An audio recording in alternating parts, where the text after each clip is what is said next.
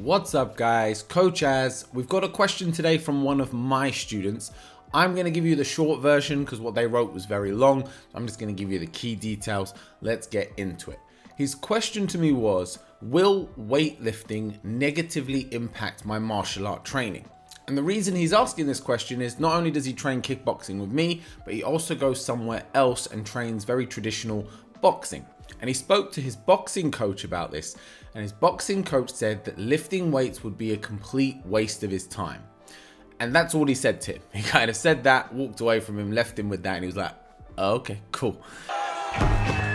Quick bit of advice to coaches out there who listen to this channel, or anyone who wants to get into coaching. Always over explain what seems to be very simple to you, to your students, because although to you it might seem glaringly obvious, something like this, what you've done there is you haven't actually given him all the information. You've just kind of given him a blanket statement, and he now doesn't understand the why. So always try to explain a little bit deeper than what you think you need to. So to my student and to all of you, let me try to expand on why I think this coach gave that answer and why I believe he's wrong, but I also believe he's right at the same time. Right, I'm right, and when I'm wrong, I could have been right, so I'm still right because I could have been wrong. That makes sense. It has to be on a case-by-case basis. I'm going to talk about this specific case, and I'm going to give some general advice to all of you guys. So specifically for you, dude, you train with me 2 times a week. You then go and train with your boxing coach, I believe, 2 times a week. You're at school, so you're a younger guy, you're in your teens. I think what he's concerned about is how much time do you have available for training? Because for weightlifting to be effective, we need to be doing it at least 2 times a week. So the question becomes, where are you fitting in these weightlifting training sessions? And if your goal is to be a better boxer, kickboxer, martial artist, then your time needs to be dedicated and put into your martial arts training, and not now being further fragmented by introducing a whole different activity such as lifting weights. I believe that's what he meant. Now, he could have that really old school mentality that lifting weights just slows you down. I will throw that one out of the water if that is what he says. So if you went back to him and you tried to get a little more info on why he said what he said, and he said it will slow you down, it will make you slow, that's wrong. It's been made very evident that lifting weights correctly can hugely benefit your martial arts in both your speed and your power. You just need to be training it correctly. You can't go into the gym and act like a bodybuilder doing, 3 sets of 10 with slow controlled repetitions and expect for that to translate to speed and power in your kicks and punches. You need to work on things like power training, explosive exercises, very large functional movements, which although are present in bodybuilding, what I mean is there's no real benefit to you doing a bicep curl. Now, as I say that, I've seen plenty of training footage of UFC fighters and boxers in the gym doing bicep curls, making their arms bigger. But what you need to keep in mind with these guys that you watch, and be very careful of this, is they train full time. And by full time, I mean they train once in the morning for a couple of hours, and then they're going to rest all day or do things all day, and then they're going to come back and they're going to train again in the evening. And they do that roughly 6 days per week. That's full-time fighter training.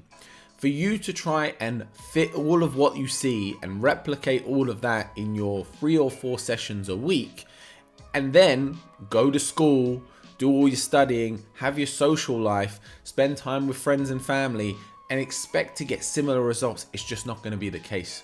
We need to be more efficient with our time. If you only get 3 to 4 hours per week to allocate to training, and your goal is to be the best martial artist you can be, the best boxer you can be, the best whatever it is, kickboxer you want to be, then your 4 hours are best spent, best allocated just training your skills, going to classes, doing pad work, doing bag work, doing sparring. Those things are what's going to truly translate into improving you. And introducing 1 weightlifting session per week, whilst it's not going to do you any significant harm, it's not going to ruin your training, it's not necessarily going to truly benefit it either. There's better things you could do with that time. So let's give a little bit of general advice to people who do want to start introducing weightlifting into their training. Here's the first question. What do you want to do? Do you want to be good at martial arts and supplement that with weight training? Or do you want to be good at weight training and supplement that with martial arts? It's a really important distinction because it's going to greatly impact the way your workouts are structured, where you place them, and how much energy and time you put into them. So let's say, because you're on a martial arts channel and this is the question, that your objective is to be a good martial artist, but you want to supplement that with some weightlifting. You want to supplement that with some strength training. Here's what I suggest to get you started. Only go to the gym to lift weights 2 times per week. And I know what you're thinking, coach, that can't be enough. You know, I've seen 5-day splits, 7-day full body splits, push pull, legs, arms splits. Yeah, I get it. But again, we're not bodybuilding. It's not our focus. Your focus, the majority of your time that you get to spend training, should be spent training martial arts. Now, what you're going to do on those 2 days can vary, but here's what I would suggest. Do an upper body day and do a lower body day. Upper body day, bench press, pull-ups, dips. Notice all of these are big compound movements. We're not doing tricep push downs or lateral raises or bicep curls. We're doing big compact movements that get us the most bang for our buck. Leg day would be things like squats, lunges, deadlifts. I know deadlifts considered a back exercise. For me, they've always been primarily a leg exercise. Hamstrings, quads, hips, and then of course your lower back is it works in the position, but it's not really what's doing the work. What's doing the work, what should be doing the work, is your legs. So I put it in on a leg day, for me personally. Do you know you're supposed to work out your lower body too? In terms of things like sets, reps, rest, this can all vary depending on intensity. I like to go with a periodization program, but that's going to be a bit too complicated to get into today. Maybe I'll do a separate video on that. What I would say for you is, again, don't watch bodybuilders whose objective is to just get aesthetically pleasing muscles and then copy and replicate that program. It's not for you. It's not for sports. It's not for being dynamic. It's not for being explosive. Watch athletes, watch sprinters, watch fighters. Try to find strength and conditioning programs that are tailored, designed towards performance, sports performance, okay? I've mentioned Phil Daru's channel a lot. Phil Daru is a strength and conditioning coach for fighters such as Joanna Jędrzejczyk and Dustin Poirier. So please check out his YouTube channel. It's a huge channel. He posts a ton of amazing content. He's a beast himself. So go check out his. He's got plenty of workouts and plenty of concepts specifically for combat sports. But what I mean is try to do heavier weights for smaller sets, less reps, more rest in between. You have to kind of get out of your own martial art mentality of you got to be tired, you got to be sweating. When it comes to the weightlifting room, the biggest thing you have to be is you have to be safe. You don't want to get injured in the weightlifting room. You don't want to put your back out and then be unable to train martial arts for 2 weeks because you put your back out deadlifting. This is another part of that weightlifting. Martial art training in itself is inherently dangerous. There's always the chance of injury.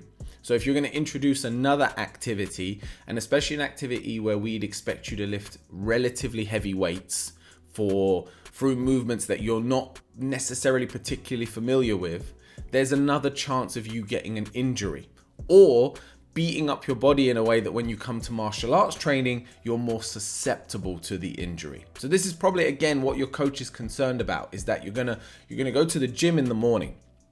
You're gonna lift a bunch of weights. You're gonna break your body down. And you're gonna come out of there sore and aching and tired. And then you're gonna come to your boxing class in the evening. A, you're not gonna be able to perform at your best. And B, when you try to push yourself to your max, you're gonna be very susceptible to having another injury. Again, if you were training full time and you had nothing but time, you could do weight training on one day, knowing that the next day you're going to rest in the morning. Or you could do the weight training knowing that you've got 8 hours to have a nap, to eat loads of protein, to rest yourself up before you're going to come and do your training session in the evening. All right, so before this video gets painfully long, let's just recap. If you don't have a lot of time for training, by a lot of time I mean you can't train every single day, then I would not necessarily include weight training into your programming. I would get as much skill-based training as you can, and then include things like calisthenics, push-ups, pull-ups, crunches. Just work with your body weight and you'll be perfectly fine most of the time. If you've got time to start introducing some weight training into your martial arts training, I would go with a 2-day split, upper body, lower body, and I'd focus on explosive, compound, dynamic movements that are going to help support the kind of movement and kind of systems that you're going to use when it comes to your martial arts training. I would try to train it on separate days to your skill-based training so that you can get sufficient rest and recovery in between. If your coach just believes that weightlifting slows you down, your coach needs to get a little bit updated on the kind of current cycle of what we're doing. But other than that, I think he means the best for you. So go get a bit more information from him. Go see and look at your programming throughout the week. Anyone else who would like to submit a question, of course, you can drop it down in the comments here. We've always got our social links in the description box, so you can DM us on Instagram if you want to keep it private. I won't reveal names or show pictures of you and anything, so please feel free to ask us a question. Like the video if it's been helpful, subscribe to the channel. We've got new videos coming every week. I'm going to try and increase this upload schedule back up to 2 to 3 videos a week, so bear with me on that one, guys, and I will see you on the next one.